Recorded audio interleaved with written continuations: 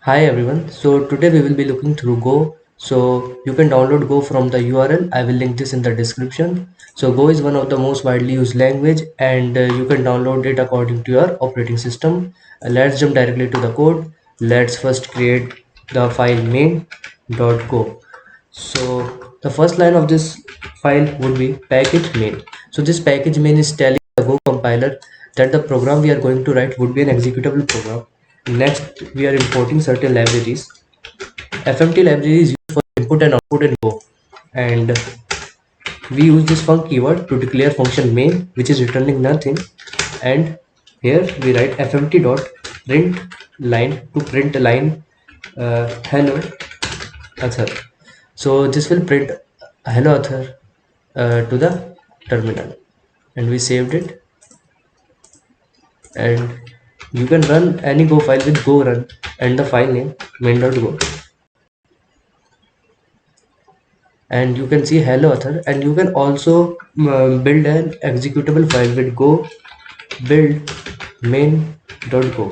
So this will build an executable file, and you can see a main.exe has appeared here. So in Go you can declare a variable with var keyword and the variable name and the type of the variable, and then you can initialize a value, let's say 12, and you can print it here as digit, right? Then run the file.go, and you can see 12 is printed. And you can also initialize it using a short syntax with colon equal to int, and this will also print at 12.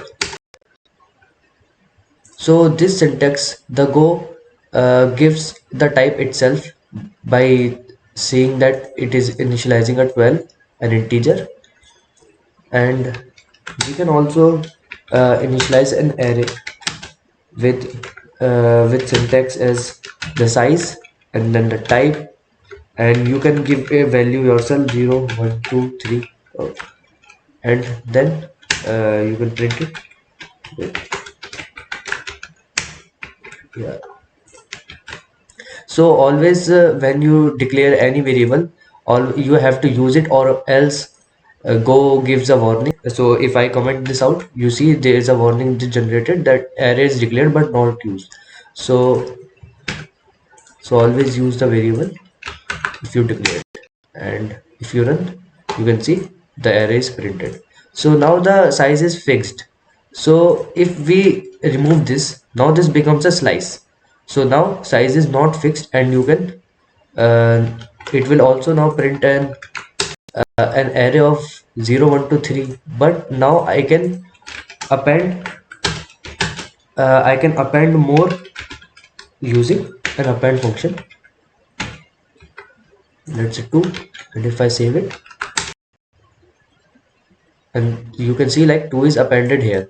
But if I try to do it in an array of size 5, you can see it is given an error that invalid argument, uh, because we have given a size of 5 and we are appending a 2. So if you want to append dynamically, so you declare a slice, or else you can use an array. Go also have conditions, if else, and you can say digit if digit is greater than 12, then you want to, let's say, print the array. And you can say else if digit is equal to 12, then you want to append in the array. Else you want to say that array, and there's an error.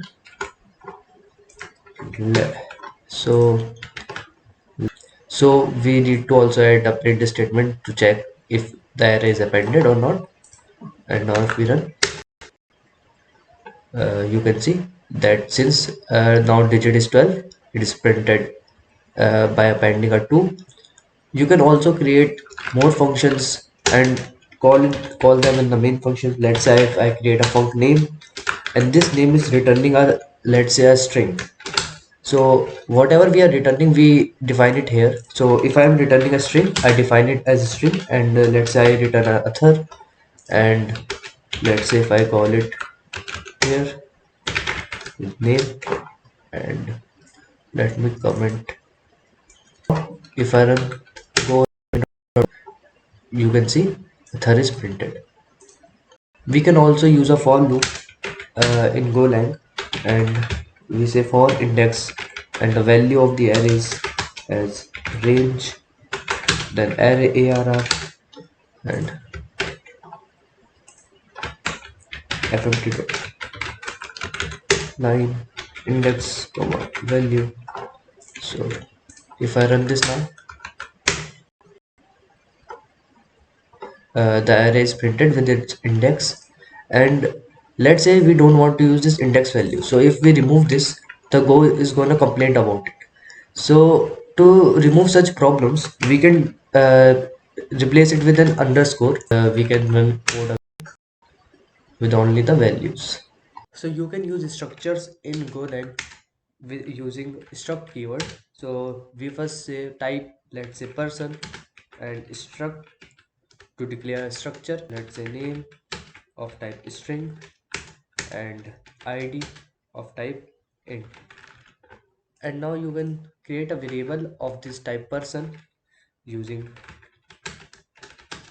person, and then here you can define name as Rob and id as 12, and you can print it using fmt dot line person. So if I run this file, you can see Rob 12 is printed. So you can also first declare the where person of type person, and then you can initialize its field with where name as Rob and person dot id equal to let's say 12. And now if I print it, you can see that same is printed. And there's also a concept of receiver in Golang, that if I say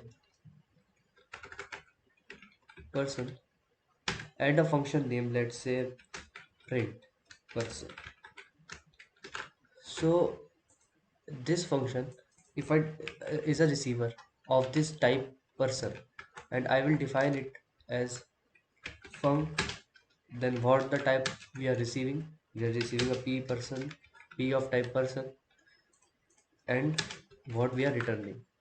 So we are returning nothing in this function, so I didn't define anything here, but we are receiving a person because we initialize this function with dot. This will pass this person which contains Rob at 12 in this function as a receiver.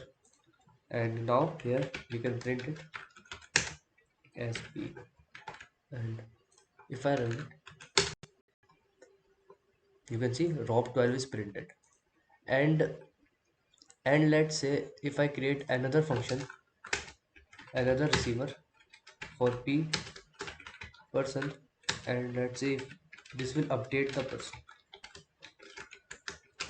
and change the value of name to Tom. So if I call this update person receiver function first, and here, so what do you think will happen? So if I run this, you can see that Rob is again printed, even though we have updated the person, and it should be changed to Tom, but it did not happen. And the reason is that when you are passing this p person, this thing is passed as a copy in the Golang and not by reference. So the value, these value don't change. So Golang create another person with same name and same id, and then pass this into these receiver functions. So Golang also provide a data structure map which can be used to store key value pair. So if I make a person of map with a make keyword and map and type of this key string, and the type of the value we are gonna map to the key of int. And we can say that person with key Tom should be mapped to a job ID, let's say 12. Now if I print this map, if I run this file, go run main.go, you can see a map is created with Tom as a key and 12 is the value, and you can access the value using a key of Tom. So here you can see a 12 is printed. So map is used when you want to assign dynamically a value to some key. So there is a concept of interface in the Golang. So let me show you what we interface can be used for. If we create a two struct of type, let's say one is engineer and it has a field salary of type int, and another is type football, and it also have a field type int and salary. Take a variable e of type engineer, and here I took a variable f of type football, and let's say both have a receiver function to get the salary, and this function does nothing, just let's say returning the e dot salary. So, and here it should be of type int. Let's say it has some more functionalities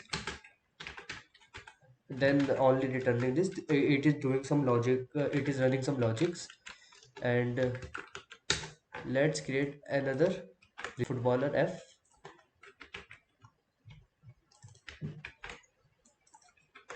And it also have some more functionalities but different from this for engineer. So they both have different functionalities, it just at the end is returning the salary. Let's say it calculates some different method to calculate the salary for footballer, and if we want to print, there's another function which prints a salary, and if I pass e as e here and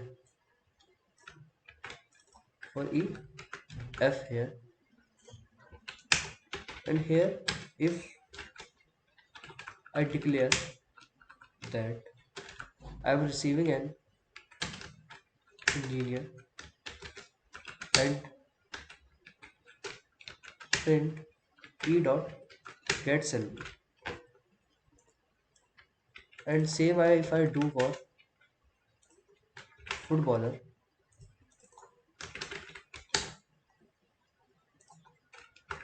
you can see that Golang is complaining about it. It is thinking that this both have a same name, and we can see like both have a similar functionality. We can consider them as these function as similar functionalities.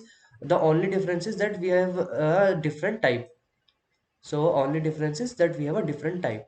So in this case, we can use interface. So what interface can do is, if we declare an interface of let's say job interface, and here if I put this get salary function, which is common to both of these get salary receiver function, which is common to both of these engineer and footballer struct, and I also define what it is returning. Now whatever the variables or whatever the struct using this function as a receiver, consider as of type job when we define it in the interface. So e can also be said as it is of type job, and f can also be said it is also of type job. Now if I say print salary, and instead of e engineer I say j of type job, and if I just remove it, and here we just say j dot get salary, and you can see the Golang is not given an error. So we are saying that we are receiving a type j of type job, and here f will also be of type job and e will also be of type job, because we have defined a function in interface job which is a receiver of both of these uh, struct variables. So if I run this now, you can see uh, here I am not returning something. So let's say for engineer, if I return 12,000, and for footballer if I return 20,000, now you returning a value salaries. So in such cases we can use interface to reuse code where we have same functionality, since we can say that if this function has same functionality, we don't want to write this function again with different name. We can just specify the face type, and we can use this function. So there is a lot more in the Golang which you can find out in the documentation of the Go, and I will link this URL in the description, and if you have any doubt you can ask me in the comment section. Thank you very much.